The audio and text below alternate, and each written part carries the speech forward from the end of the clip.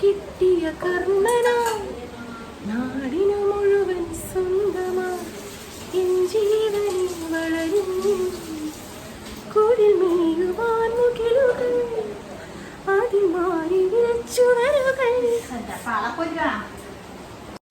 ഇതില്ലേ ഇന്ന് T വിയിലില്ലേ നാരൻ cinema ഉണ്ടായിരുന്നു കേട്ടോ. അത് കണ്ടേറി എൻ്റെ വായിൽ ഈ പാട്ടേ ഉള്ളൂ. അപ്പോൾ അമ്മ നല്ല പണിത്തിരക്കിലാണ്. ഇന്നൊരു കലത്തപ്പം ഉണ്ടാക്കുന്നുണ്ട്. അടിപൊളിയായിട്ട് ഉണ്ടാക്കും കേട്ടോ. കുറച്ച് നാളായിട്ട് അമ്മ അടിപൊളി ഉണ്ടാക്കും. ഒരു 2 വർഷം മുമ്പ് ഉണ്ടാക്കുന്ന കലത്തപ്പെല്ലാം ഫ്ലോപ്പ് ചെയ്യും. പിന്നെ നമുക്ക് കൃത്യമായിട്ട് ഓരോ അളവ് കിട്ടിയതിന് ശേഷം ഉണ്ടാക്കുന്ന കലത്തപ്പം സൂപ്പറാണ്. അപ്പോൾ അതിൻ്റെ അളവും കാര്യങ്ങളെല്ലാം ഒന്ന് പറഞ്ഞുതരാമെന്ന് വിചാരിച്ചിട്ട് വന്നതാണ് കേട്ടോ. കുക്കറിലാണ് കേട്ടോ ഉണ്ടാക്കുന്നത്. കുക്കറിൽ ഉണ്ടാക്കുമ്പോൾ ശ്രദ്ധിക്കേണ്ട കാര്യം അലൂമിനിയത്തിൻ്റെ കുക്കറിൽ തന്നെ ആക്കണം. സ്റ്റീലിൻ്റെ ആകുമ്പോൾ നന്നാവാൻ കുറച്ച് ബുദ്ധിമുട്ടുണ്ട് കേട്ടോ. അപ്പോൾ നമുക്ക് വീഡിയോയിലോട്ട് പോയേ. കലത്തപ്പത്തിൻ്റെ അത്യാവശ്യമായിട്ടുള്ളൊരു സാധനമാണ് തേങ്ങാപ്പൂൾ കേട്ടോ. തേങ്ങാപ്പൂൾ എത്ര കടിക്കുന്നോ അത്രയും ടേസ്റ്റാണ്. അപ്പോൾ അമ്മ ആദ്യത്തെ കലത്തപ്പം ഉണ്ടാക്കിയ ആ കഥയൊന്ന് പറഞ്ഞു കൊടുത്തേ.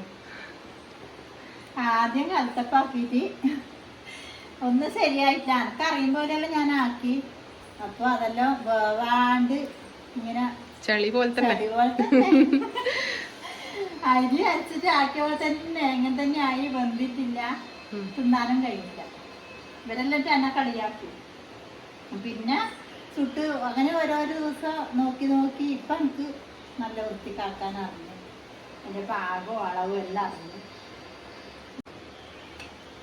ഞാൻ ഈ പറയുന്ന അളവ് അതുപോലെ ആക്കിയാല് ഒരിക്കലും കലത്തപ്പ നല്ല ആര് വീഴാണ്ടോ അങ്ങനത്തെ ഒന്നും ആവില്ല. ചളിപോയൊന്നും ആവില്ല. നല്ല ആരുവ് നല്ല സ്പോഞ്ച് പോലത്തെ കലത്തപ്പ. അളവുകൾ കൃത്യമായിരിക്കണം. അരിൻ്റെതും പിന്നെ അതിലേക്ക് നമ്മൾ ചേർക്കുന്ന ചോറ് അതെല്ലാം കൃത്യമായ അളവിലെടുക്കണം. ഞാനിങ്ങനെയാണ് എടുക്കല്. ഒരു കപ്പ് അരി. അത് ഇപ്പം എല്ലാവരുടെ അടുത്തും ഇതുപോലത്തെ കപ്പ് ഉണ്ടായിന്ന് വരില്ലല്ലോ. അതുകൊണ്ട് ഇതുപോലത്തെ ഒരു ഗ്ലാസ് എടുക്കുക. ഒരു ഗ്ലാസ്സിൽ അരി എടുത്താൽ അതിൻ്റെ നേരെ പകുതി ചോറ് എടുക്കുക. അങ്ങനെയാണ് ഞാൻ എടുക്കുന്ന കണക്ക്. നമ്മൾ അരിയെല്ലാം കഴുകി എടുത്തിട്ടുണ്ട്.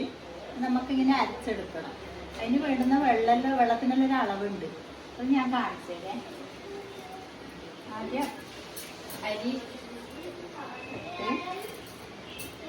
അരിയിലേക്ക് ഈ 1/2 കപ്പ് ചോറ്. ഈ അരിയിലേക്ക് ഒരു നുള്ളു ജീരകോ ഒരു 2 ഏലക്കായും കൂടി വേണേനും. പക്ഷെ ഇപ്പൊ ഏലക്കായ ഇല്ല, അത് ഓർമ്മിച്ചിട്ടില്ല. ഇനിയാണ് ഇതിൻ്റെ അകത്ത് നമുക്ക് അളവ് കണക്കായിട്ട് വെള്ളം ഒഴിക്കേണ്ടത്. അരക്കണ്ട വെള്ളം, 1/2 കപ്പ് വെള്ളം. ചോറെടുത്ത കപ്പില് അല്ലേ? ആ കപ്പ് തന്നെ വെള്ളം. ചോറെടുത്ത 1/2 കപ്പിൽ തന്നെ 1/2 കപ്പ് വെള്ളം. ഇനി എങ്ങനെ പേസ്റ്റ് ആയിട്ട് അരക്കണം? നല്ല പേസ്റ്റ് ആക്കിട്ട് നല്ല മിനുസത്തിലരക്കണം. ഓക്കെ, എന്നാ പിന്നെ അരക്കാം. അരി നല്ല പേസ്റ്റ് പോലെ അരച്ചെടുത്തിട്ടുണ്ടേ. ഞാൻ ഇതിൻ്റെ അകത്തേക്ക് ഇതിൻ്റെ അകത്തേക്കില്ല ഒരു 1/4 ടീസ്പൂണ് അപ്പക്കാരം ചേർക്കണം കേട്ടോ. ബേക്കിംഗ് സോഡ അതും കൂടി ചേർത്തിട്ട് നല്ലോണം മിക്സ് ആക്കിയിട്ട് കുറച്ച് സമയം വെക്കുക.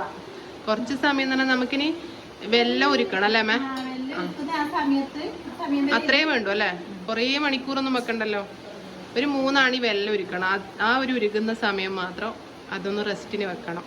കുറച്ച് സമയം വെച്ചാല് നല്ലോണം പൊന്തും. നല്ലോണം മിക്സ് ചെയ്ത് വെക്കുക. ഇനി നമുക്ക് വെല്ലം ഉരുക്കാം അല്ലേ? നമുക്ക് വെല്ലം ഉരുക്കണം. ഇതിൻ്റെ അകത്തേക്ക് ഒരു 3 ആണി വെല്ലം. ഇതിപ്പോ എൻ്റെ വെല്ലം ഇങ്ങനെ ഒട്ടി പിടിച്ചിട്ടുള്ളത്, അതുകൊണ്ടാണ് അങ്ങനെ കാണുന്നത്.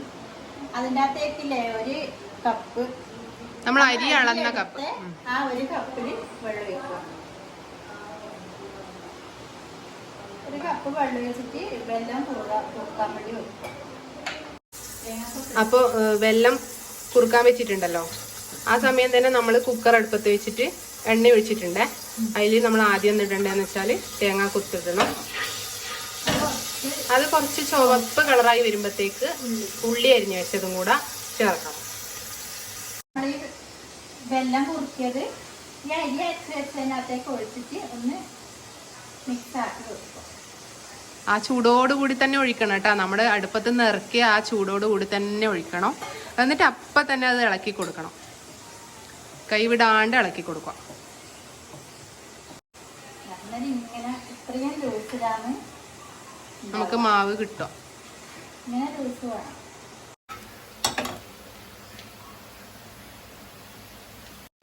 നമ്മളിതാ നമ്മുടെ ഉള്ളിയെല്ലാം പാടി വന്നിട്ടുണ്ട്. ഇതിനകത്തേക്ക് ഒഴിക്കാൻ പോകുന്നത് കുക്കറിലേക്ക് അരി ഒഴിക്കുന്നേ.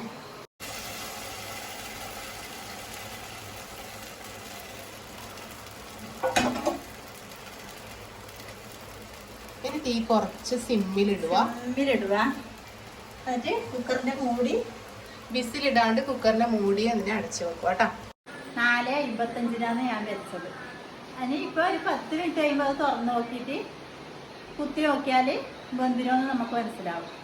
ഞാൻ ചെയ്യുന്നത് എന്താണെന്ന് വെച്ചാൽ 10 മിനിറ്റ് കഴിഞ്ഞാൽ വിസിൽ ഇട്ടിട്ട് കുക്കർ സ്റ്റൗ ഓഫാക്കി വെക്കും ഒരു 5 മിനിറ്റും കൂടി. അങ്ങനെ ഒരു 15 മിനിറ്റ് ആകുമ്പോഴത്തേക്ക് തുറന്ന് നോക്കുമ്പോൾ നല്ല കലത്തപ്പം റെഡി ആയിട്ടുണ്ട്. 10 മിനിറ്റ് കഴിഞ്ഞിട്ടുണ്ട്. അപ്പം വെന്തിനോന്നൊന്ന് നോക്കട്ടെ. ആഹാ, അടിപൊളി. ആരും വീണട്ടോ. അടിപൊളി അപ്പായിട്ടുണ്ട്. ഇനിയിപ്പോ ഇത് തണുത്തിട്ടാകുമ്പോ പുറത്തെടുക്കാം അല്ലേ? ഇനി ഇത് വിസിലിട്ട് വെക്കണ്ടേ? കുറച്ച് സമയം. നമ്മുടെ കലത്തപ്പം തണിയാൻ വേണ്ടി വെച്ചിട്ടുണ്ടേ. ഉണ്ടേനെ അത് തണുത്തിട്ടുണ്ട്. നമുക്കൊന്ന് തുറന്ന് നോക്കാം. അത് നമുക്കൊന്ന് പ്ലേറ്റിലേക്ക് മാറ്റാം. നമ്മളെ അടിപൊളി കലത്തപ്പം.